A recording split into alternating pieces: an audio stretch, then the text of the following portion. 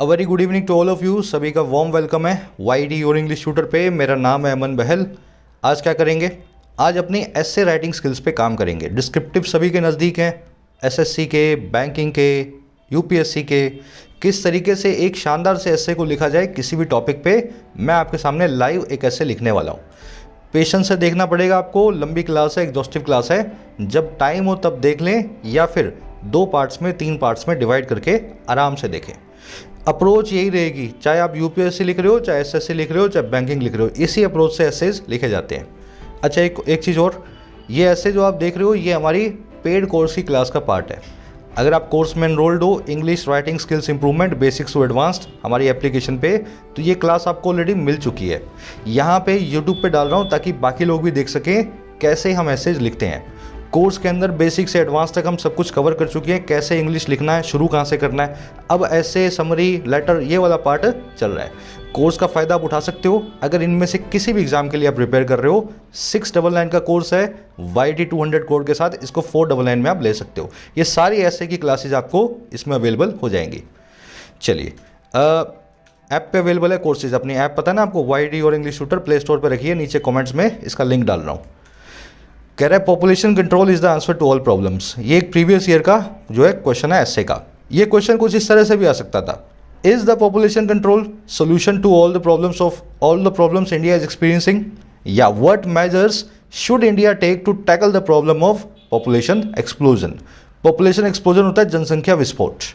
या फिर ऐसा भी आ जाता है, should India adopt a 1 child policy similar to China, या discuss the pros and cons of 2 child policy. तो इनमें से किसी भी टॉपिक पे अगर आप लिखना चाहो तो आज मैं आपको इनफ मसाला और लिखने का तरीका बता दूंगा। चलिए शुरू कर लेते हैं। ऐप के ऊपर तो मैंने एक बेसिक की अलग से क्लास की हुई है, एसेज को स्ट्रक्चर में कैसे पिरोया जाए। तो ये स्ट्रक्चर होती है किसी भी एसे की। सबसे पहले आपको एक पावरफुल कोट से शुरू करना है। अगर आप 50-60 टॉपिक तैयार करके बैठे हो अपने एग्जाम के लिए, तो ऑलमोस्ट हर टॉपिक पे आपको कोई ना कोई कोट पता है। किसी की अब्राहम लिंकन की, जॉर्ज वॉशिंगटन की, बिल क्लिंटन की, महात्मा गांधी की, जवाहरलाल नेहरू की, हर बात पे, हर इश्यू पे कोई ना कोई किसी बड़े आदमी ने कुछ कहा है। तो आपको कुछ कोट्स तो याद करनी है। पॉपुलेशन पे भी कुछ कोट्स हम देख लेंगे। फिर आपको बताना है जनरल मीनिंग क्या है टाइटल का। फिर आपको बताना है स्पेसिफिक मीनिंग क्या है टाइटल का, जो भी आपको टाइटल दिया गया है। पॉपुलेशन क्या होता है, पॉपुलेशन कंट्रोल क्या होता है ना। इश्यू का बैकग्राउंड देना है, हिस्ट्री बतानी है। फिर इश्यू का करंट रेलेवेंस बताना है, इश्यू आज की डेट में क्यों रेलेवेंट है। अगर रेलेवेंट ही नहीं है तो फिर इसको कहने का मतलब ही नहीं है ना। रेलेवेंस क्यों है आज की डेट में। फिर ऐसे की मेन बॉडी आती है जब आप इश्यू का एनालिसिस करते हो। एनालिसिस का मतलब है प्रोज एंड कॉन्स आप निकालते हो, अच्छाइयाँ और बुराइयाँ, और साथ में निकालते हो कॉन्सिक्वेंसेज, इश्यू के परिणाम यानी कि कॉन्सिक्वेंसेज क्या होंगे। लास्ट में आपको देना होता है कंक्लूजन। कंक्लूजन एकदम बैलेंस्ड होगा। आप फ्यूचर कोर्स ऑफ एक्शन बताएंगे, क्या रिकमेंड करते हैं आप, और दोनों एस्पेक्ट्स की तरफ ध्यान देंगे, एक एस्पेक्ट की तरफ नहीं देना। ये जैसे ऐसे आपको दिया हुआ ना, population control is the answer to all problems, इसको सच नहीं मान लेना। अपने कंक्लूजन में आपको ये बताना है कि पॉपुलेशन कंट्रोल जो है सभी प्रॉब्लम्स का सोल्यूशन हो सकता है, लेकिन लॉन्ग टर्म में नहीं हो सकता, है ना। तो कुछ इस तरह से देना है कि बैलेंस सी अप्रोच हो आपकी, एक तरफ आप झुके ना हो। अभी डिटेल में देख लेते हैं। चलिए, कुछ डेटा है जो पॉपुलेशन पे मैंने रिसर्च किया है, आप भी कर सकते हो। विकिपीडिया पे जाकर के आप लिखोगे खाली इंडिया पॉपुलेशन प्रॉब्लम या इंडियाज़ पॉपुलेशन, तो ये डेटा निकल करके आ जाएगा। जैसे दुनिया की पॉपुलेशन है 800 करोड़ लोग, इंडिया की पॉपुलेशन है 125 करोड़ लोग सन 2011 की सेंसस के जनगणना के हिसाब से।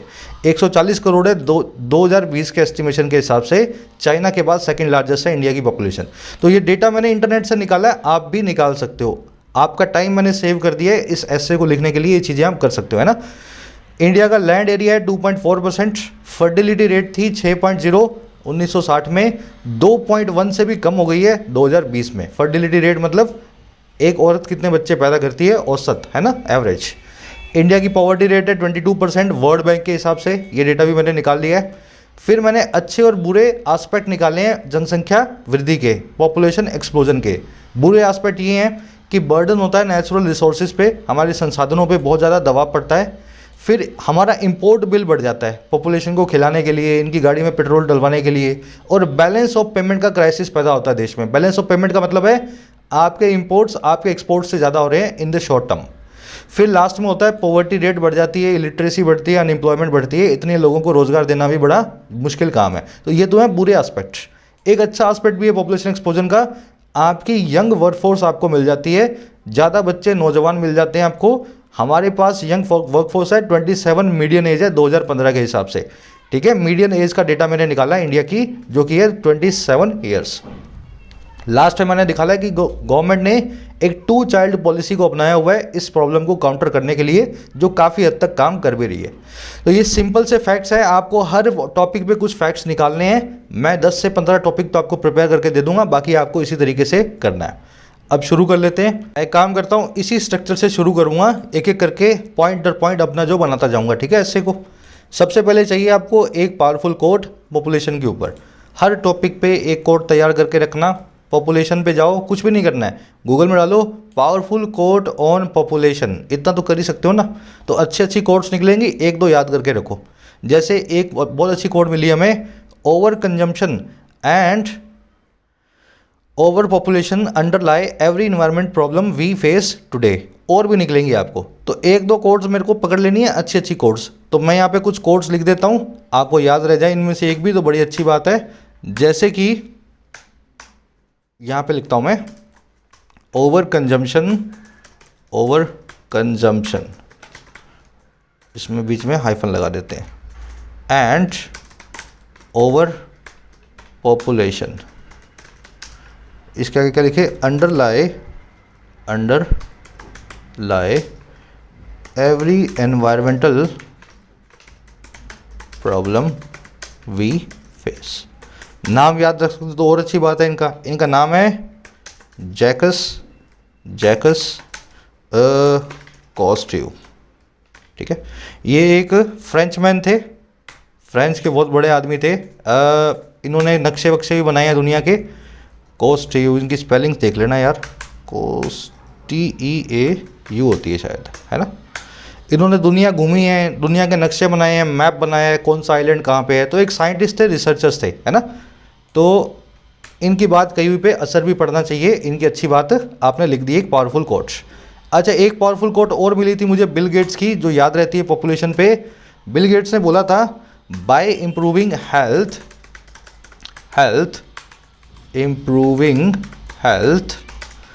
Empowering women, population growth comes down। तो ये बिल गेट्स ने बोला हुआ है, ये भी याद रख सकते हो, ठीक है। तो आपको पावरफुल कोट्स कुछ याद रखनी है, ताकि आप पेपर में उनको चिपका सको। बहुत अच्छा लगता है आपका एस्से, खास करके यूपीएससी और एसबीआई पीओ का एस्से तो बहुत ही शानदार हो जाएगा। तो यहाँ से मैं मेरा एस्से शुरू करने वाला हूँ। चलिए, ये अपने लास्ट में चिपका देंगे बिल गेट्स वाली, ये शुरू में चिपका देते हैं, है ना, ऐसा कर लेंगे। चलो, अब आपको देना है जनरल सा meaning of the title. Quote मिल जाएंगी, यहीं पे रखी हैं, आप इसमें ढूंढो। ये देखो, इसने दी हुई है ना, स्टीफन हॉकिंस ने दी हुई है, बिल गेट्स की मिल जाएगी, और भी किसी की मिल जाएगी, बहुत सारी कोट्स रखी हुई हैं इसके अंदर। चलो, general meaning of the title आपको बताना है। देखिए, इसका मतलब ये है कि आपका जो आपको ऐसे लिखने को दिया गया है कि population is the solution to all problems, तो सबसे पहले बताओ कि पॉपुलेशन क्या है और प्रॉब्लम क्या है, फिर सोल्यूशन की बात करेंगे, ठीक है। तो सबसे पहले पॉपुलेशन की परिभाषा दे देते हैं अपने। पॉपुलेशन की परिभाषा क्या होती है, आप बोल सकते हो, पॉपुलेशन का मतलब है किसी एरिया में रहने वाले सभी लोगों की संख्या यानी कि गिनती, है ना। यही पॉपुलेशन का मतलब होता है ना। इसको इंग्लिश में अपने लिख देंगे, तो आपने एक सिंपल सा आइडिया दे दिया पॉपुलेशन क्या होती है। अच्छा, फिर आप बता सकते हो, हमारी दुनिया की पॉपुलेशन 800 करोड़ है। ये हमने अभी डेटा निकाला था, वही डेटा यहाँ पे चिपकाएंगे। अब इसको इंग्लिश में लिख रहा हूँ मैं। तो पॉपुलेशन का मतलब है, the meaning of population population का मतलब है इज, अब क्या है, एक एरिया में रहने वाले सभी लोगों की संख्या। तो द संख्या यानी कि द नंबर ऑफ लोग, यानी कि पीपल, और कौन से पीपल है, रहने वाले।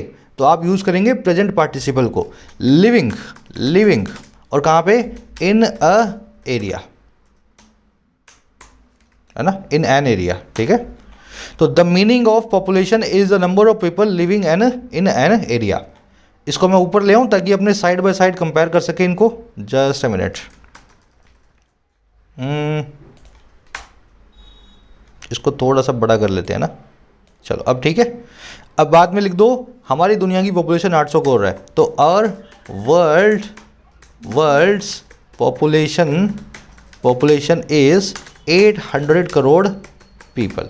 अब अगर आपको अच्छे से नहीं पता एक्चुअल में 760 या 780 करोड़ कुछ ऐसा है, तो आप अप्रोक्सीमेटली लिख दिया करो, ठीक है, approximately.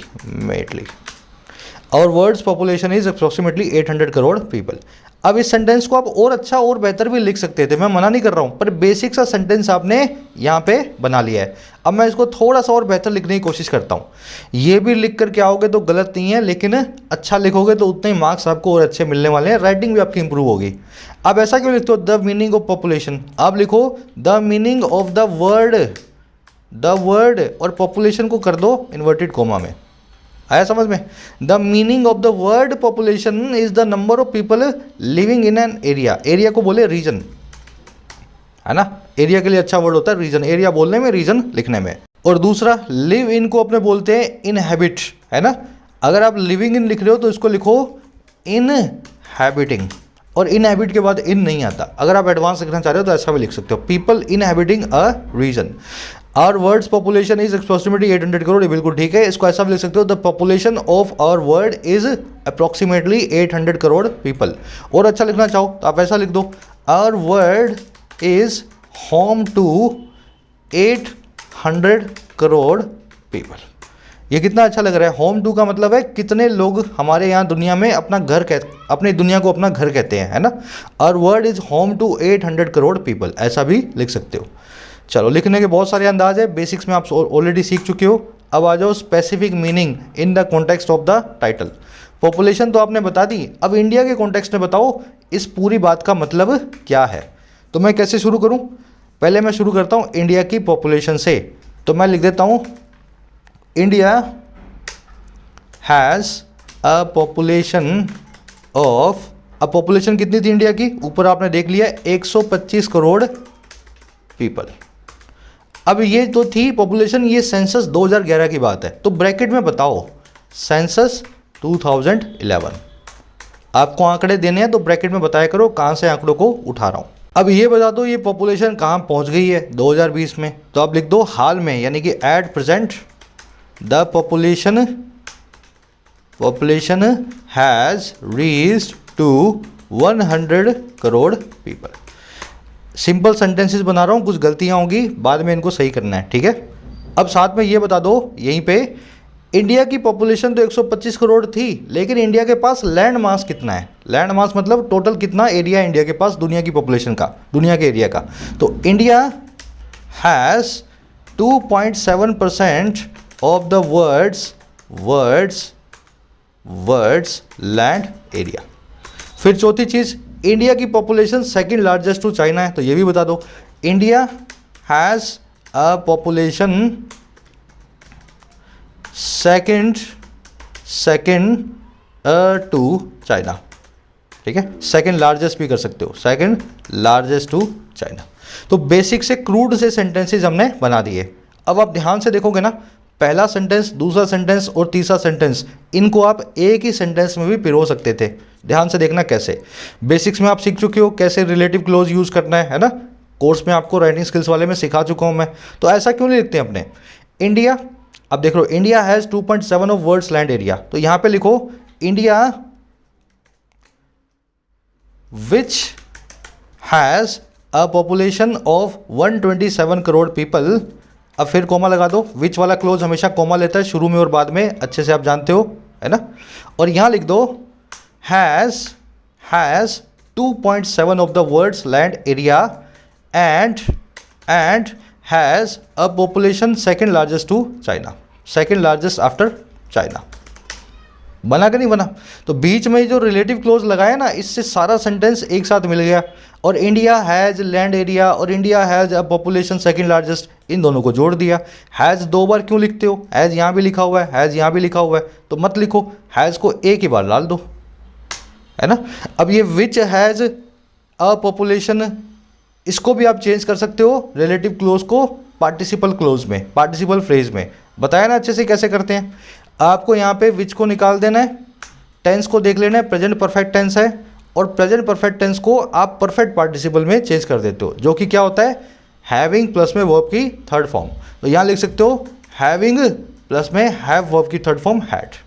India having had a population of 125 crore people, census 2011 has 2.7% of the world's land area and a population second largest after China. At present the population has reached, अब reach के बाद कभी भी 2 नहीं आता, तो reached 140 करोड़ people. अब ये प्रेजेंट वाला जो है ये एस्टिमेशन है ना। तो आप क्या लिखेंगे, पॉपुलेशन हैज़ रीच्ड नहीं, आप यहाँ पे परफेक्ट इन्फिनेटिव को यूज़ करेंगे। जब भी आप एस्टिमेट करते हैं तो कैसे लिखते हैं, हैज़ या is estimated to have reached। याद है ना, परफेक्ट इन्फिनेटिव क्या बताता है आपको, कोई काम पास्ट में हो चुका है। Estimated, alleged, seems, look, appear, इन सब वर्ब्स के बाद में अगर कोई काम पास्ट में हुआ हो तो आप परफेक्ट इन्फिनेटिव लगा के बताते हैं। तो वही बेसिक्स जो आपने सीखे आपको यहाँ पे अप्लाई करना है और इस तरीके से पूरा सेंटेंस आपको बनाना है। और आगे बढ़ते हैं। ये जो मैं कर रहा हूँ ना, ये सारा का सारा, ये ज़रूरी नहीं है करना, लेकिन अगर आपने कोर्स लिया था, ढंग से सीखी ये सब चीज़ें, तो इस तरह से बनाओगे तो और अच्छा लगेगा देखने में, है ना। बाकी आप बिल्कुल सिंपल वाले सेंटेंसेस भी लिख सकते हो। अब आगे मैं लिखना चाहता हूँ इंडिया के कॉन्टेक्स्ट में कि इंडिया के पास इतनी पॉपुलेशन तो है, लेकिन प्रॉब्लम ये है कि इंडिया जो है एक पॉपुलेशन एक्सप्लोजन यानी जनसंख्या विस्फोट को झेल रहा है। तो मैं लिख सकता हूँ इंडिया झेल रहा है, या इंडिया एक पॉपुलेशन एक्सप्लोजन को झेल रहा है ना, जनसंख्या विस्फोट को झेल रहा है। अच्छा, साथ में क्या कर रहा है भाई, ये कब से झेल रहा है, सिंस इंडिपेंडेंस, आज़ादी के वक्त से झेल रहा है। और इसकी वजह से क्या हुआ है, ये जो है ना, ये एक्सप्लोजन इंडिया के डेवलपमेंट में एक बड़ी रुकावट साबित हुआ है। बस अब यही लाइन में लिखना चाहता हूँ। इंडिया जो है आज़ादी के बाद से जनसंख्या विस्फोट को झेल रहा है और ये एक्सप्लोजन या विस्फोट इंडिया के विकास में एक बड़ी रुकावट साबित हुआ है। इसको इंग्लिश में लिख देना है। तो कैसे लिखेंगे भाई, इंडिया झेल रहा है तो इंडिया इज़ झेलिंग, ठीक है, ऐसा लिख दूँ क्या, झेलने को देख लेंगे बाद में क्या बोलते हैं। इंडिया इज झेलिंग, अब क्या झेल रहा है इसके बाद में लिख दो, अ पॉपुलेशन एक्सप्लोजन। और कब से झेल रहा है, सिंस इट्स इंडिपेंडेंस, इंडिया की आज़ादी से, ठीक है, इंडिया की आज़ादी से। अब आगे बता दो, दिस एक्सप्लोजन, ये एक्सप्लोजन, तो दिस एक्सप्लोजन अब देखो साबित हुआ है, साबित होने को बोलते हैं प्रूव, ठीक है, हो चुका है तो हैज़ प्रूव्ड, वर्ब की थर्ड फॉर्म। प्रूव करना मतलब साबित होना, साबित करना और होना दोनों एक ही बात है। प्रूव वर्ब जो है अर्गेटिव वर्ब है। वर्ब सीख चुके हो आप, अर्गेटिव कैसी होती हैं, करने के लिए और होने के लिए दोनों तरफ से यूज होती हैं। इंक्रीज मतलब बढ़ाना और बढ़ना, डिक्रीज मतलब घटाना और घटना, प्रूव मतलब साबित करना और साबित होना, है ना। तो दिस एक्सप्लोजन हैज़ प्रूव्ड, अब देखो क्या प्रूव्ड हुआ है, एक बड़ी रुकावट और किसमें, इन the development of India, development of the country कर देते हैं, चलो द कंट्री। अब इसको थोड़ा सा अपने को चेंज कर देना है। झेलने को क्या बोलते हैं, झेलने के लिए अच्छा वर्ड अपने पास बेयर है ना, टॉलरेट, लेकिन सबसे अच्छा वर्ड अपने पास झेलने के लिए एक्सपीरियंस। अगर एक्सपीरियंस अच्छा है तो झेलना हो जाएगा, अगर एक्सपीरियंस मतलब ख़राब है तो झेलना हो जाएगा, अच्छा है तो मतलब एक्सपीरियंस अच्छा हो जाएगा। तो एक्सपीरियंस नाम का वर्ड दोनों ही कंडीशंस के लिए आता है, अच्छी चीज़ और बुरी चीज़ दोनों को एक्सपीरियंस करने के लिए। तो इंडिया इज बियर टॉलरेट या झेल मत लिखो, आप लिखो experiencing a population explosion since it's independence. And अब देखो दिस एक्सप्लोजन है तो इसको ऐसा लिख दो ना, and it has, this explosion को दूसरी बार इट से बता दो। एंड जब भी अपने बाद में एक नया क्लोज ले, सब्जेक्ट वर्ब का पेयर ले, तो एंड के पहले आपको पंक्चुएशन बताया हुआ कॉमा लगता है ना।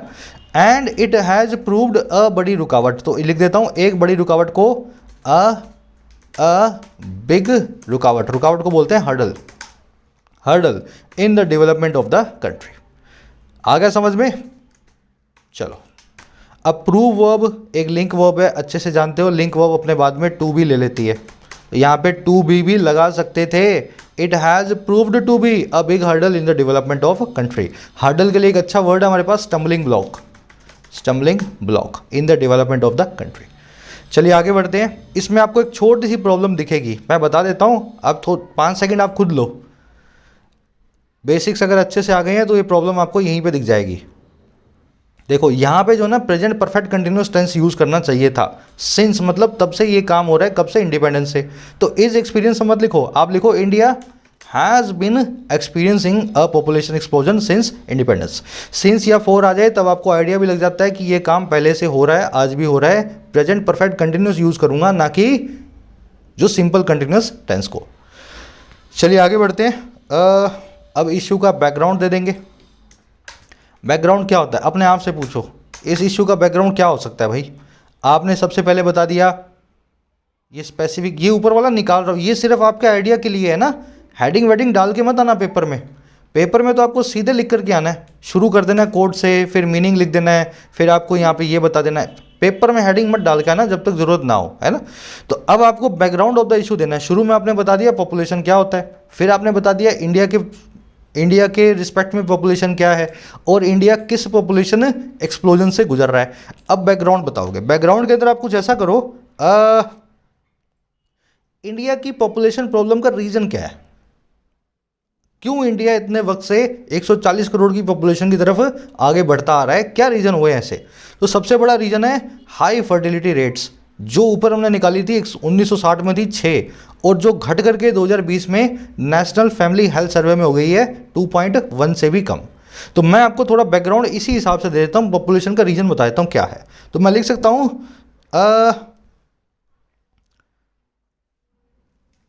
द पॉपुलेशन या इंडिया इज एक्सपीरियंसिंग दिस या अ पॉपुलेशन एक्सप्लोजन।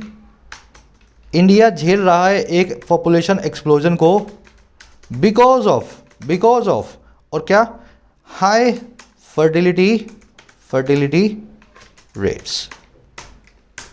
आया समझ में? India is experiencing a population explosion because of high fertility rates.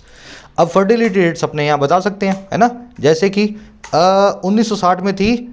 चलो सबसे पहले बताओ फर्टिलिटी रेट होता क्या है, यहाँ उसको भी समझा सकते हो ना। यहाँ लिख दो फर्टिलिटी रेट, ऐसा करके लिखा करो, है ना, किसमें? इन्वर्टेड कॉमा में। फर्टिलिटी रेट का मतलब होता है एक औरत कितने बच्चों को जन्म देती है। तो fertility rate is the average number of children per woman, या नंबर ऑफ बर्ड्स कर देता हूँ ना, number of births per woman in a population. Simple सी सेंटेंसेस बना रहा हूँ, हिंदी में नहीं लिख रहा, सीधे अंग्रेजी में लिख रहा हूँ, ताकि आप खुद भी विजुलाइज कर सको। यहाँ से वो अपने बैकग्राउंड को डाल रहे हैं। India is experiencing a population explosion because of high fertility rates. Fertility rate is the average number of births per woman in a population. इसका मतलब होता है fertility rate average number of जन्म जो एक औरत एक जो है पॉपुलेशन में देती है। अब इंडिया की फर्टिलिटी रेट को बता दो, मेंशन कर दो। 1960 में 6 थी, अब हो गई घट के 2.1 से भी कम। तो यहाँ लिखूंगा मैं India had a fertility rate of 6.0, यहाँ पे लिख दो 1960 ब्रैकेट में, ठीक है, 1960, या ऐसे सीधा लिख दो इन 1960, ऐसा भी लिख सकते हो, ब्रैकेट में भी लिख सकते हो। अब बता दो घट के, तो it has fallen to less than 2.1 in 2020। अब ये 2020 में किसके हिसाब से, यहाँ लगा दो, इसके बाद में कॉमा लगा के अकॉर्डिंग टू द नेशनल, ये अभी की न्यूज़ है, एक वीक पहले की है ना। आप अगर करंट अफेयर्स फॉलो करते हो तो आपने बहुत अच्छी बार इसको सुना होगा, बहुत कई बार। तो according to the National Family Health Survey या NFHS, ठीक है, और इसका नाम है 5। बना के नहीं बना? जितने ज़्यादा आंकड़े दोगे आप अच्छे अच्छे, जैसे शुरू में बता रहे हो, उतना ज़्यादा आपका एग्जामिनर आपसे इंप्रेस होता है कि आप खाली इधर उधर की बातें तो ठीक है, वो तो सब कर लेते हैं, आपके पास अच्छे फिगर्स भी हैं ना, आपके पास फैक्ट्स भी हैं किसी भी टॉपिक पे बताने के लिए। तो it has fallen to less than 2.1 in 2020 according to the National Family Health Survey NFHS 5। अब देखो ये पैरा आपको ऑलमोस्ट रेडी हो गया बैकग्राउंड का, है ना। इसमें और क्या डाल सकते हैं? चलो अब इसको ऐसा करते हैं, इसको थोड़ा सा और बेहतर बनाने की कोशिश करते हैं। India is experiencing a population explosion because of high fertility rates. ये जो बिकॉज ऑफ आप देख रहे हो ना, ये बिकॉज ऑफ बोलने में आता है, लिखने में आ सकता है, गलत नहीं है, लेकिन बिकॉज ऑफ को आप फॉर्मल राइटिंग में बहुत कम देखोगे। इसको आप ऑन अकाउंट ऑफ बोल दें, ऑन अकाउंट ऑफ। या फिर एक बहुत अच्छा रीज़न होता है, एक और बहुत अच्छा तरीका होता है किसी भी चीज़ का रीज़न बताने का। मैं अगर ऐसा लिखना चाहूँ ना, इंडिया फर्टिलिटी रेट्स हाई होने की वजह से एक्सपीरियंस कर रहा है इस प्रॉब्लम को, तो मैं लिख सकता हूँ the problem of population explosion. ये हमेशा पैसिव में लिखा जाता है। Can be attributed to high fertility rate of India. ऐसा भी लिख सकते हो। ये can be attributed to, passive voice में बी एट्रीब्यूटेड टू, है ना, is attributed to, was attributed to, were attributed to. ये इसका मतलब ही होता है कौन सी चीज़ किस चीज़ के कारण हुई है। तो प्रॉब्लम जो है ये हो चुकी है इस वजह से high fertility rates of India. अगर ऐसा लिखोगे तो और बेहतर और प्यारा आपका सेंटेंस बनेगा। अब ये हाई कितनी थी? ये एक्सट्रीमली हाई थी। ये आगे बता दो। फर्टिलिटी रेट आपने बता दी है। Fertility rate is the average number of births per woman in a population. India had a fertility rate, ये है एक्सट्रीमली हाई, तो लिखो हैड अ या an extremely high fertility rate of 6.0 in 1960। अब देखो आपने जो दोनों आंकड़े दिए ना, 6 थी, 2.1 हो गई है, इसको पढ़ के लगता है कि पॉपुलेशन की प्रॉब्लम तो है ही नहीं इंडिया में। आप बताना ये चाह रहे हो कि 6 हुआ करती थी, अब 2.1 हुई है, आगे प्रॉब्लम कम होगी, लेकिन आज बहुत बड़ी है। तो उसको ऐसा मत लिखो कि 2.1 हो गई है, आप लिखो हालांकि ये 2.1 हो गई है। ऑल्दो, हालांकि जब भी लगाना हो तो ऑल्दो नाम के कंजंक्शन को यूज़ करें, ठीक है। Although it has fallen to less than 2.1 in 2020 according to NFHS 5। अब यहाँ पे लगाओ कॉमा। अब बता दो इस दरमियान में हुआ क्या है। इंडिया ने एक बहुत बड़े पॉपुलेशन एक्सप्लोजन को देखा है। तो India has seen a huge rise in its population.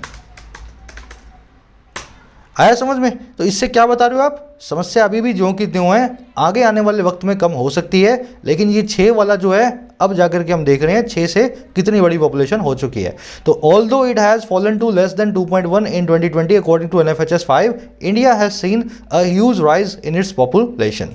Huge rise को आप मल्टीफोल्ड राइज भी बोल सकते हो। मल्टीफोल्ड मतलब कई गुना का राइज, 2 गुना, 5 गुना, 10 गुना, 20 गुना, है ना, ह्यूज या मल्टीफोल्ड। तो ये आपने सर बैकग्राउंड सा बना दिया है। अब आ जाओ आगे, करंट रेलेवेंस क्या है इस इशू की। अगर आपको लग रहा हो कि सर मैं एक बार में नहीं देख पाऊंगा, 2 बार में देखूंगा, तो आराम से देख लेना। मैं भी इसको 2 बार में, 3 बार में रिकॉर्ड करने वाला हूं, ठीक है। लंबा काम है, लेकिन आपको अगर चीज़ों को सीखना है तो डिटेल में सीखना होगा। अगर मैं यहाँ पे ये ऐसे लिख करके ले आता और आपको पढ़वा देता और बोल देता कि पेपर में ऐसे लिखा ना, क्या लिख पाते? नहीं लिख पाते। लिखने का तरीका यही है कि आप खुद लिखो या लिखते हुए किसी को देखो। चीज़ें जब मैं आपके सामने सेंटेंस बाय सेंटेंस बनाऊंगा तभी आप समझ पाओगे मैं क्या लिखना चाह रहा हूँ, मेरा माइंड कैसे काम कर रहा है ना। तो इन चीज़ों में टाइम लगता है, तो आराम से पेशेंस से देखना। आ जाओ आगे, current relevance of the issue. अब रेलेवेंस बता दो आज की डेट में इस इशू का क्या जो है रेलेवेंस क्या है, क्यों आज इसकी पॉपुलेशन की बात कर रहे हैं। तो भाई रेलेवेंस ये है, अब ऐसा बोल सकते हो, दुनिया में एक फ़िक्स क्वांटिटी यानी फ़िक्स अमाउंट ऑफ जो है ना रिसोर्सेज हैं हमारी दुनिया में फिक्स्ड अमाउंट ऑफ संसाधन यानी कि रिसोर्सेज है। आप करंट रेलिवेंस यही बताओ कि रिसोर्सेज कम होते जा रहे हैं, इसीलिए पॉपुलेशन पे हम बात कर रहे हैं ना। तो फिक्स्ड अमाउंट ऑफ रिसोर्सेज है, और जो कि अब इन रिसोर्सेज का नाम भी ले सकते हो आप, जैसे कि रिसोर्सेज है हवा, हवा है ना, हवा, पानी, तेल, तेल मतलब फ्यूल आ जाएगा। फिर इसके अंदर आ सकता है एग्रीकल्चर, एग्रीकल्चर लैंड आ सकती है। फिर रिहायशी लैंड आ सकती है ना, रिहायशी लैंड, रिहायशी लैंड। तो मैं आपको इंग्लिश में बताऊंगा मैं रिसोर्सेज को क्या बोलते हैं, ये सारे के सारे, एग्रीकल्चर लैंड, रिहायशी लैंड, पानी, तेल, हवा। तो ये सब चीज़ें इस तरीके से अपने लिख सकते हैं। अब लिख दो ये रिसोर्सेज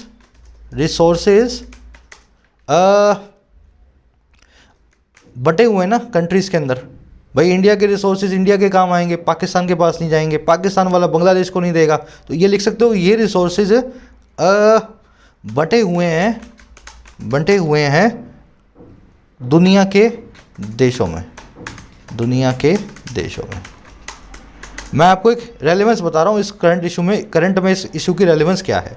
अब हुआ क्या है, जब किसी कंट्री की पॉपुलेशन ज़रूरत से ज़्यादा बढ़ जाती है, तो होता क्या है, इससे इन रिसोर्सेज पर और ज़्यादा दबाव यानी कि बर्डन यानी कि स्ट्रेस पड़ता है। बस यही करंट रेलेवेंस है इस इशू की। क्यों बात करें पॉपुलेशन की, क्योंकि पॉपुलेशन की वजह से रिसोर्सेज के ऊपर स्ट्रेस बढ़ता जा रहा है दुनिया भर के अंदर। अब इसी करंट रेलेवेंस को मैं सर इंग्लिश में लिख दूंगा आपके सामने। हमारी दुनिया में फिक्स्ड अमाउंट ऑफ रिसोर्सेज है, तो our world has a fixed amount of resources. ठीक है। अब ये रिसोर्सेज जो आप सारे बताना चाहते हो ना, इसके लिए एक बहुत अच्छा इंग्लिश में पंक्चुएशन होता है, ये बड़ा वाला डैश, इसको हाइफन बोल सकते हैं आप। ठीक है। इसका काम क्या होता है, बड़ा डैश होता है, ये छोटे वाले को हाइफन बोलते हैं, ये बड़ा डैश है ना। इसका काम ये होता है कि आपने जो चीज़ लास्ट में बताई है, उस चीज़ के बारे में आप और ज़्यादा बोलना चाह रहे हो। रिसोर्सेज कौन कौन से हैं, तो आप लिखो एयर, फिर पानी को बोलेंगे वाटर, फिर उसके बाद लिखेंगे तेल, तेल को बोलेंगे फ्यूल, फिर उसके बाद बोलेंगे एग्रीकल्चरल लैंड, तो लिख देंगे land for agriculture, and land for रिहायशी, रिहायशी मतलब रहना है ना। तो यहाँ लिख सकते हैं land for agriculture and housing. Housing और एग्रीकल्चर लैंड मतलब रिहायशी और कृषि की भूमि। तो land for agriculture and housing, land के आगे द लगा देना, क्योंकि फोर आ चुका है। आप जानते हो फोर के पहले और बाद में अगर नाउन हो तो पहले वाले नाउन से पहले आप द को चिपका देते हैं। तो our world has a fixed amount of resources, air, water, fuel, the land for agriculture and housing. अब देखो हवा की कमी नहीं है, क्लीन एयर की कमी है, तो यहाँ लिखो क्लीन एयर। पानी की कमी नहीं है, ड्रिंकेबल पानी की कमी है। ठीक है, ड्रिंकेबल वाटर, ड्रिंकेबल के लिए अच्छा वर्ड है अपने पास इंग्लिश में पोर्टेबल। आप ड्रिंकेबल या ड्रिंकिंग वाटर लिख दोगे तो भी गलत नहीं है मेरे भाई, ड्रिंकिंग वाटर ठीक है ना, पीने वाला पानी। लेकिन पोर्टेबल वाटर इसीलिए खास वर्ड बनाया हुआ हमने पीने वाले पानी के लिए। अच्छा, फ्यूल के लिए आप लिखें यहाँ पे जो फ्यूल के टाइप्स हैं, जैसे कि coal, natural gas and crude oil, और लास्ट में लिखें and the land for crude oil, यहाँ पे कोमा लगा दो और लास्ट वाले से पहले लगा दो and the land for agriculture and housing. तो इस तरीके से आपको इस सेंटेंस को फ्रेम करना होता है। ठीक है, आसान तरीके से करवा रहा हूँ। अब बता दो, जब किसी कंट्री की पॉपुलेशन ज़रूरत से ज़्यादा बढ़ जाती है, अब मैं इसके अंदर यूज़ करूँगा किसको, जीरो इन्फिनेटिव को। बेसिक वाली क्लास में इन्फिनेटिव होना बाकी है राइटिंग स्किल्स कोर्स में, लेकिन यूट्यूब पे मैं आपको अच्छे से करवा चुका हूँ। जब धूप आती है, जब बादल होते हैं तब जो है बारिश आती है ना। जब गर्मी होती है तो बर्फ़ पिघल जाती है। जब पॉपुलेशन बढ़ जाती है हद से ज़्यादा तो स्ट्रेस आता है, दबाव आता है रिसोर्सेज पे, जीरो कंडीशनल। तो इसको कैसे बनाएंगे, when the population of a country rises, है ना, बढ़ती है मतलब राइजेस, या इंक्रीजेस भी लिख सकते हैं, इंक्रीजेस। और कैसे, ज़रूरत से ज़्यादा, इसको अपने चेंज कर देंगे भी बाद में। तो होता क्या है, कोमा लगा के बता दो, इन रिसोर्सेज पर और ज़्यादा दबाव पड़ता है। तो यहाँ लिख दो इट पुट्स और ज़्यादा दबाव ऑन दीज रिसोर्सेस। ठीक है ना, बन गया कि नहीं बना? चलो, दबाव को बोलते हैं स्ट्रेस, और ज़्यादा को बोलते हैं मोर, और ज़रूरत से ज़्यादा को बोलते हैं डिसप्रपोर्शनेटली।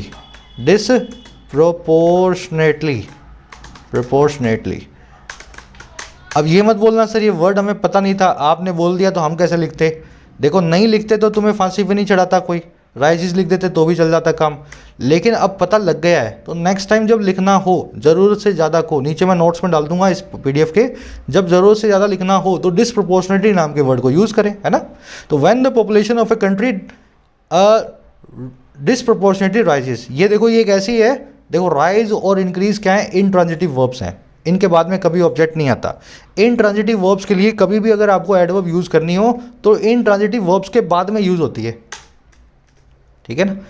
राइजेज या इंक्रीजेज डिसप्रोपोर्शनेटली, ऐसा लिखोगे तो और बेटर रहेगा, ठीक है ना। एडवर्ब की पोजीशन आपको बता रहा हूँ। It puts more stress on the resources, या रिसोर्सेज को लिखो on the resources available.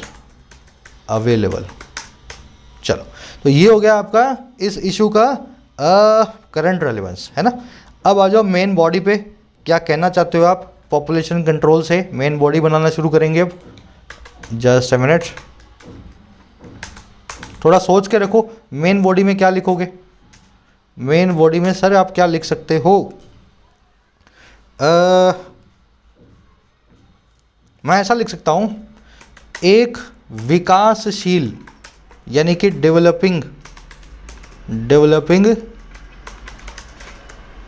Country होने की वजह से हुआ क्या, इंडिया जो है ना, इंडिया स्ट्रगल कर रहा है किस काम के अंदर, अपनी बड़ी सी पॉपुलेशन को, बड़ी सी आबादी को खाने को, रोटी कपड़ा मकान लिख देता हूँ, रोटी कपड़ा और मकान देने में स्ट्रगल कर रहा है ना। तो एक विकासशील या डेवलपिंग कंट्री होने की वजह से इंडिया अपनी बड़ी सी आबादी को रोटी कपड़ा और मकान देने में स्ट्रगल कर रहा है या करता आ रहा है। तो करता आ रहा है, इसमें अपने प्रेजेंट परफेक्ट कंटिन्यूअस टेंस को यूज़ कर देंगे, तो इसको इंग्लिश में लिख देंगे। अब लिख दो वर्ल्ड बैंक के हिसाब से हमारे यहाँ पे गरीबी कितनी है, तो वर्ल्ड बैंक के हिसाब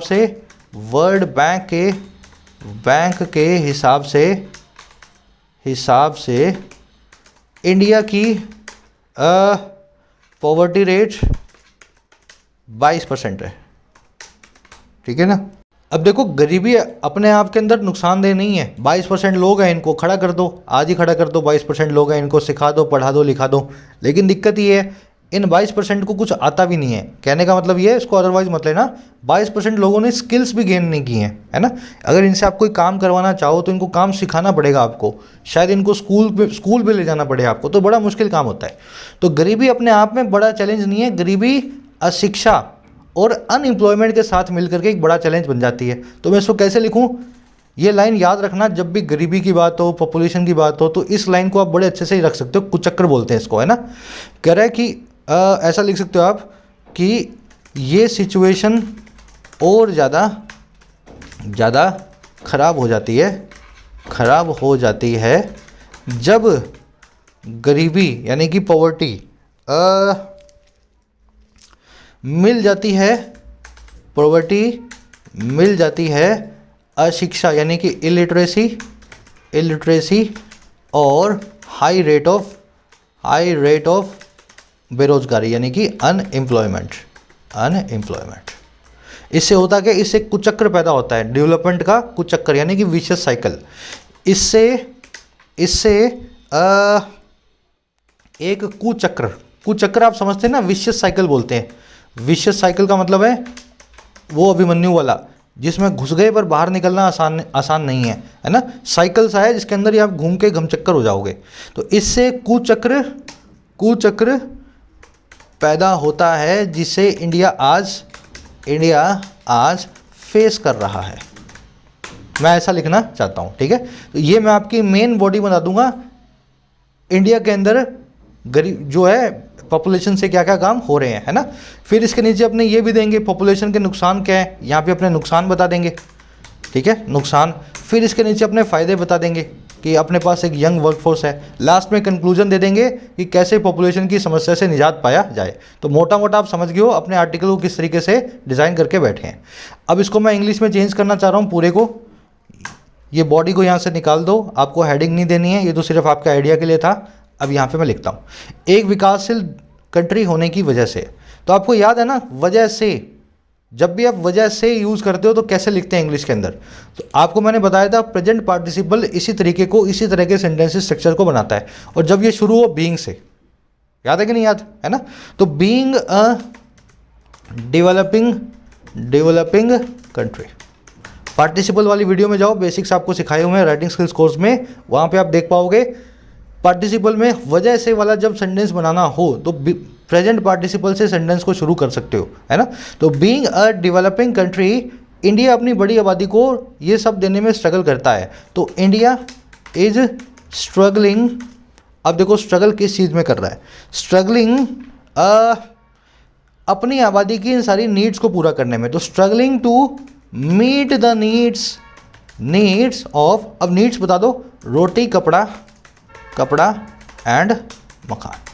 जब किसी को आप कुछ देते हो ना तो आप उसकी नीड्स को मीट करते हो।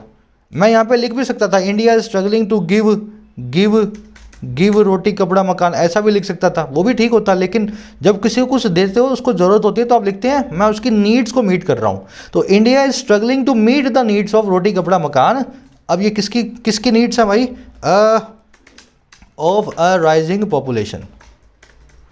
अब रोटी कपड़ा मकान को क्या लिखते हैं इंग्लिश में, अब ये मत लिखा ना, रोटी को लिखेंगे चपाती, है ना, और कपड़े को लिख देते हैं भाई, कपड़ा मतलब क्लोथ्स हो गया, फिर मकान का मतलब वो लिख देते हैं घर, है ना।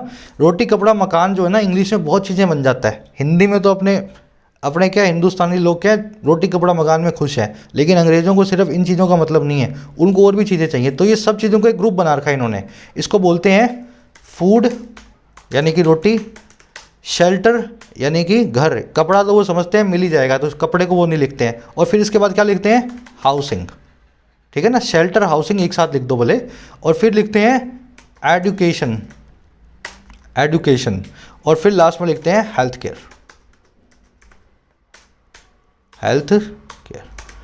समझ गए ना। तो रोटी कपड़ा मकान जब लिखना चाह रहे हो तो इंग्लिश में आप उसको ऐसे लिखें, food shelter housing education and health care. जरूरी नहीं है ये यहीं पे काम आएगा, कोई और ऐसे लिख रहे हो वहाँ भी काम आ जाएगा। एजुकेशन और हेल्थ केयर को जरूर डाल करके रखना। चलो इतना मामला सेट है मेरे ख्याल से, है ना। अब देखो इंडिया स्ट्रगल कर रहा है तो स्ट्रगल करता आ रहा है, तो हैज़ बीन स्ट्रगलिंग, और बीइंग की जगह आप यहाँ पे लिखेंगे हैविंग बीन। बीइंग भी ठीक है, हैविंग बीन से क्या मतलब है, आप ऐसे होते आ रहे हो, आज नहीं हो, ऐसे होते होने की वजह से, है ना। तो having been a developing country, India has been struggling to meet the needs of food shelter and housing education and health care of a rising population. तो ये फर्स्ट वाला सेंटेंस इस तरीके से हमने लिखा। चलो आ जाओ, वर्ल्ड बैंक के हिसाब से इंडिया की पॉवर्टी रेट 22% है। तो India has a poverty rate of 22% according to the, अब W बड़ा वर्ल्ड और B बड़ा बैंक, समझ गए ना। द क्यों लगाया, सरकारी संस्था है, कोई भी वर्ल्ड बैंक हो, IMF हो, UN हो, हर संस्था ऑर्गेनाइजेशन के आगे अपने द को लगाते हैं, और प्रॉपर नाउन की तरह ट्रीट करना है, W बड़ा और B बड़ा। मामला सेट है इतना, इसको भी निकाल दो। अब बताओ ये गरीबी और ये सिचुएशन और ज़्यादा ख़राब हो जाती है, तो दिस सिचुएशन अब देखो और ज़्यादा ख़राब होने के लिए हमारे पास एक वर्ड है इंग्लिश में, worsen. This situation worsens, aggravate भी है, एक्सेसपरेट भी है ना, याद है ना सारे के सारे वर्ड, वर्सन, एग्रावेट, एक्सेसरबेट, एक्सेसिपरेट, सब एडिटोरियल्स में आप पढ़ते हो। तो आप लिख सकते हो दिस सिचुएशन वर्सन्स, कब वर्सन होती है, व्हेन, अब देखो गरीबी इन सब लोगों के साथ मिल जाती है, व्हेन पॉवर्टी मीट्स, अब किससे मिली है, illiteracy literacy and a high rate of unemployment. बन गया कि नहीं बन गया? अब दे दो, आगे लिख रहा है कि जिससे एक कुचक्र यानी विशियस साइकिल पैदा होता है जिसे इंडिया आज फेस कर रहा है। विच यहीं पे लगा दो, which gives birth to a vicious cycle. बना कि नहीं बना? यहीं से डाल दिया करो, विच लगा करके बता दो कि यही बर्थ देता है एक विशियस साइकिल को।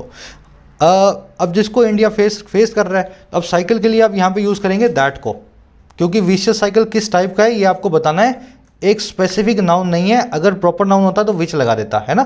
तो ये खास विशियस साइकिल है, इसको दैट लगा के बताएंगे, that India has been facing today.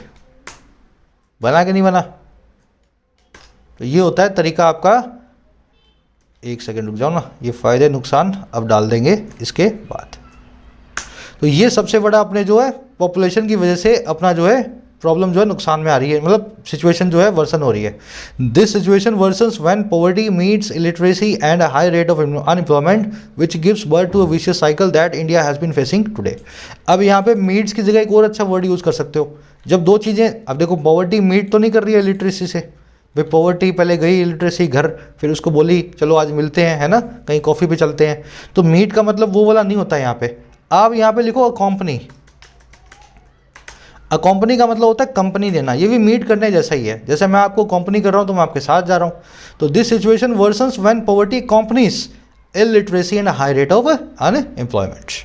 अब नुकसान बताएंगे। नुकसान मैंने आपको बताया था, बढ़ी हुई पॉपुलेशन का इंपोर्ट बिल बहुत ज़्यादा होता है, रिसोर्सेज पे बहुत ज़्यादा वो स्ट्रेस डालते हैं, और बैलेंस ऑफ पेमेंट में इनबैलेंस हो जाता है। बस इस नुकसान को मैं यहाँ लिखना चाहता हूँ।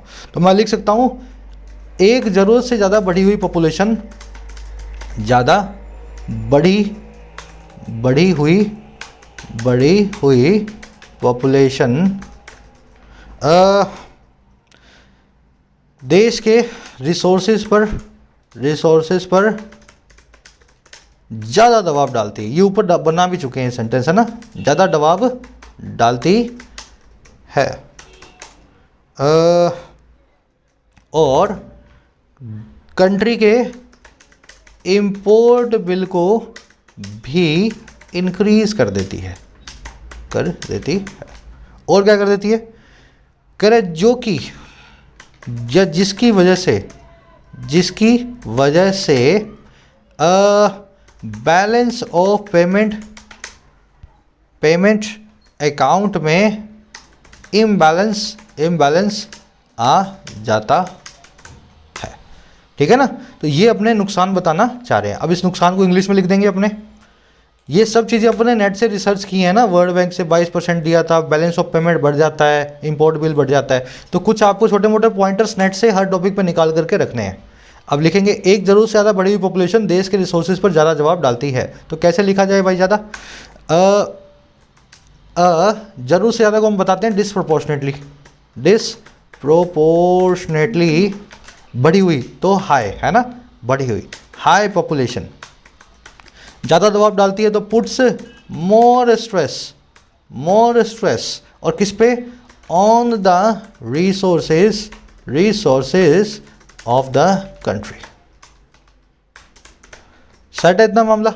और कंट्री के इंपोर्ट बिल को भी इंक्रीज कर देती है, and increases the import bill of the nation. ठीक है ना। तो जिसकी वजह से बैलेंस ऑफ पेमेंट अकाउंट में इम्बैलेंस आ जाता है। तो यहां लिख सकते हो, बिकॉज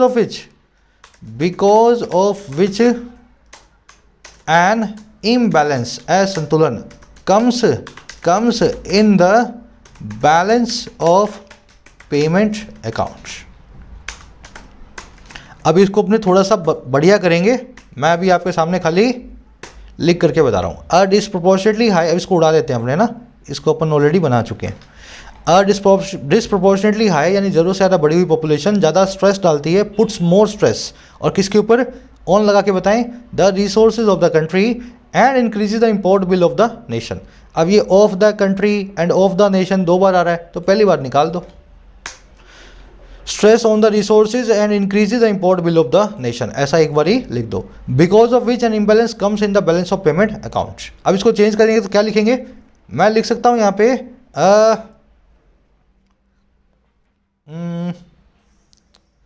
यहाँ पे देखो ये पहले हो चुका है ऑलरेडी ना, puts more stress on the resources. ये रिसोर्सेज वाला दूसरी बार क्यों लिखते हो आप, यहाँ पे लिख दो on the economic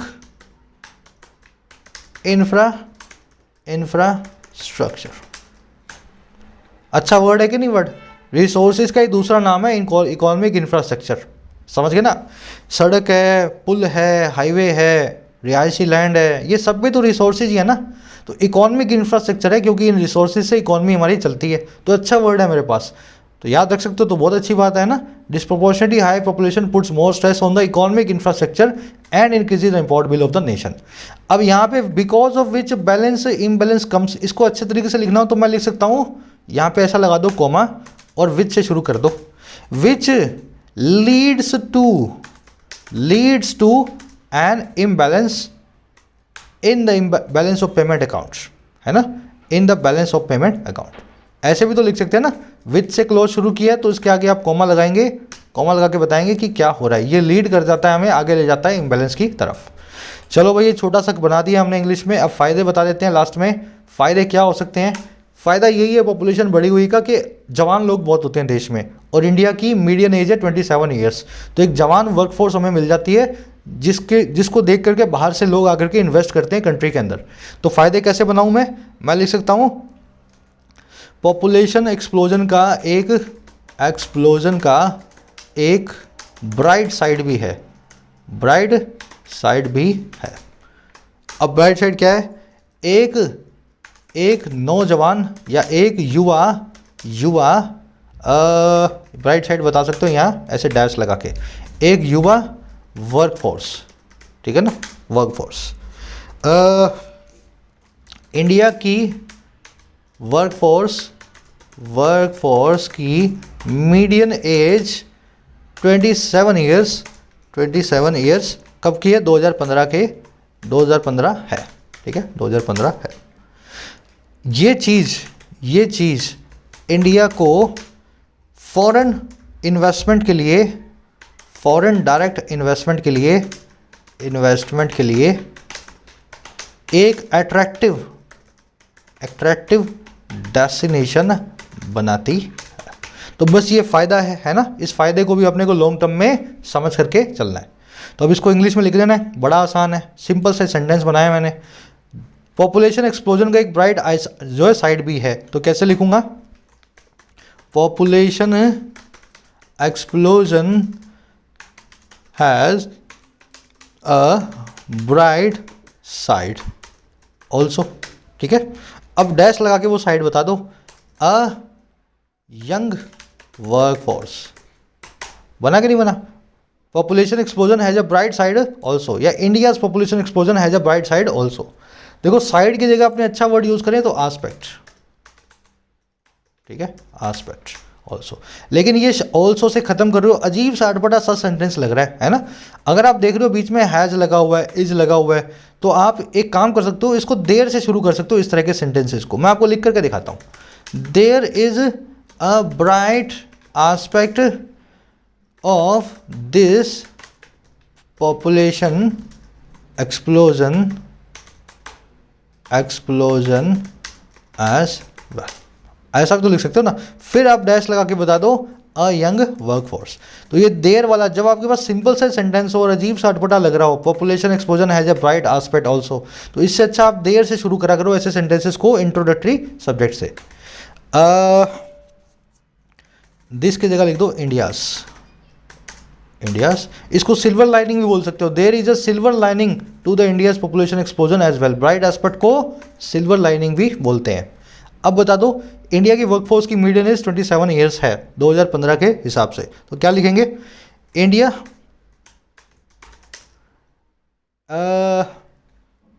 the median age of India's workforce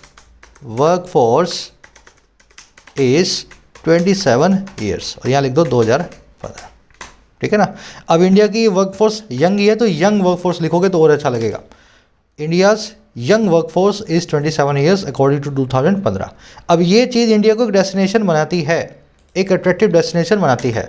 this makes India an attractive destination for foreign direct investment. F बड़ा, फॉरेन डायरेक्ट इन्वेस्टमेंट, इसको FDI। ये बड़ा क्यों किया मैंने, क्योंकि इसका अपने फुल फॉर्म देने वाले हैं, फुल फॉर्म दे रहे हैं और बाद में ब्रैकेट के अंदर अगर आप शॉर्ट फॉर्म लिख रहे हो तो फुल फॉर्म को हमेशा प्रॉपर नाउन की तरह ट्रीट करें। तो attractive destination for foreign direct investment FDI। तो आपने सर फ़ायदे भी बता दिए, नुकसान भी बता दिए, ये हो गया आपका मेन बॉडी। अब लास्ट में देना है कंक्लूजन। 2 लाइन में लिख दो कंक्लूजन क्या हो सकता है, सोच के बताओ। कंक्लूजन यही है कि पॉपुलेशन को कम करना चाहिए और इंडिया सरकार जो है हम दो हमारे दो यानी कि 2 चाइल्ड पॉलिसी को इम्प्लीमेंट भी कर रही है। आगे हमारी नीड यही है कि इस पॉलिसी को आगे बढ़ाएं, कॉन्ट्रासेप्शन मेथड्स को आगे बढ़ाएं, है ना, जैसे कि गोलियां वोलियाँ होती हैं, कॉन्डम्स होते हैं, तो कॉन्ट्रासेप्शन मेथड्स, और साथ में विमेन एम्पावरमेंट पे भी ध्यान दें। तो ये सब चीज़ें करेंगे तो हमारी पॉपुलेशन की प्रॉब्लम जो है इससे हम निजात जो है पा सकेंगे इन द लॉन्ग रन।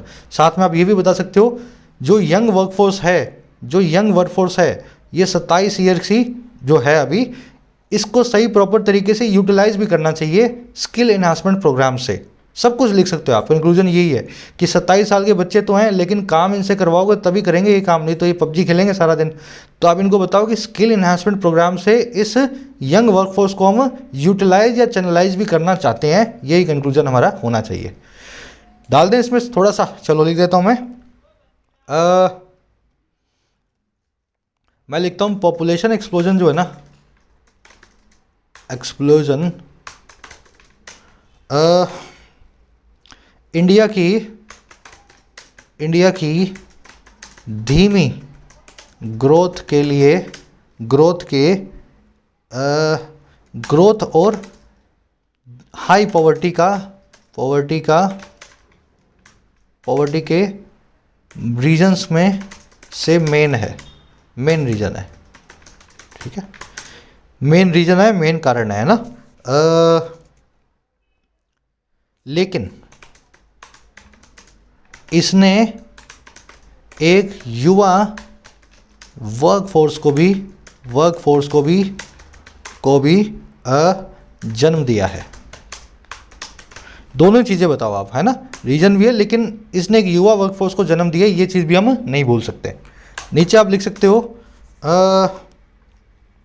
ज़रूरत ये है कि the need of the hour is, ज़रूरत ये है कि हम लॉन्ग रन में अपनी पॉपुलेशन को कंट्रोल करें। ठीक है, पॉपुलेशन की ग्रोथ को लिमिट करें और अपनी यूथ को या यंग वर्कफोर्स को स्किल इन्हांसमेंट प्रोग्राम्स के जरिए यूटिलाइज करें। यूटिलाइज को चैनलाइज भी बोलते हैं। ठीक है, चैनलाइज करें, अच्छा वर्ड है चैनलाइज, यूटिलाइज की जगह। अगर कोई रिसोर्सेज हैं आपने तो आप उसको चैनलाइज भी बोल सकते हैं। इस काम के लिए गवर्नमेंट ऑफ इंडिया ने 2 चाइल्ड पॉलिसी को अपनाया हुआ है। 2 चाइल्ड पॉलिसी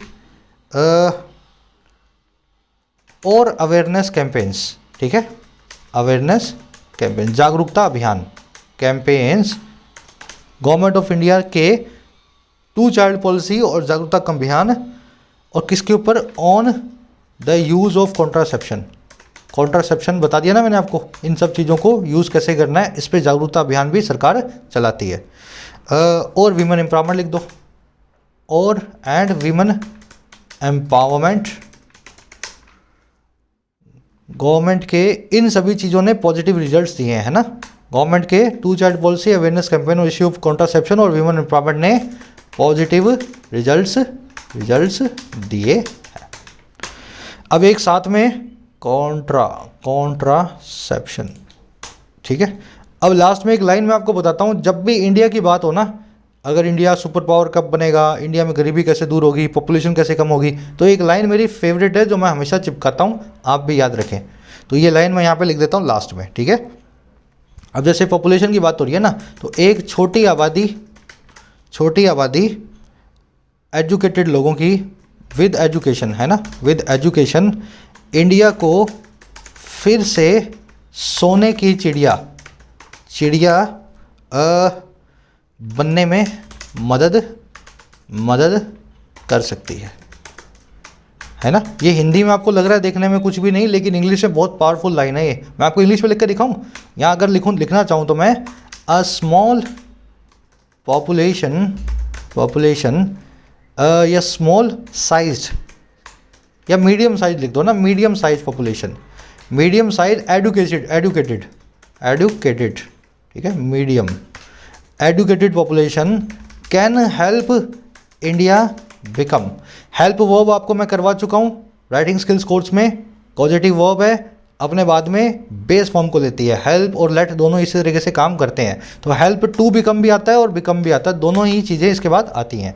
तो कैन हेल्प इंडिया बिकम, अब यहाँ पे लिख दो the golden sparrow of the world once again.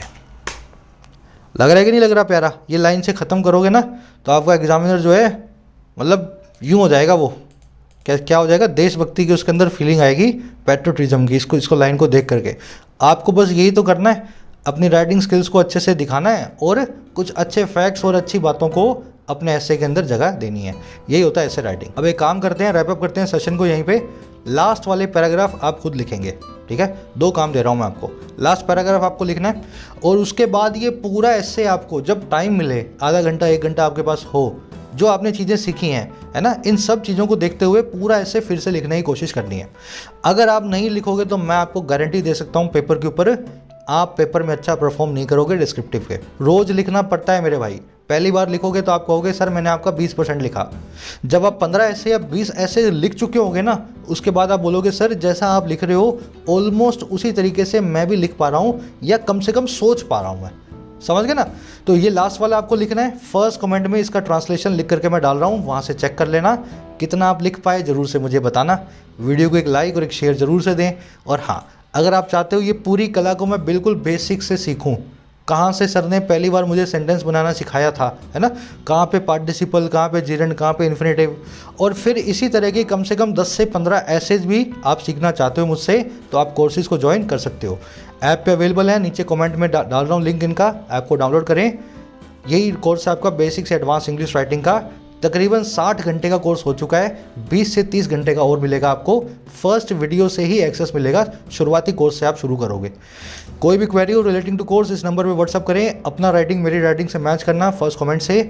Until then, signing out.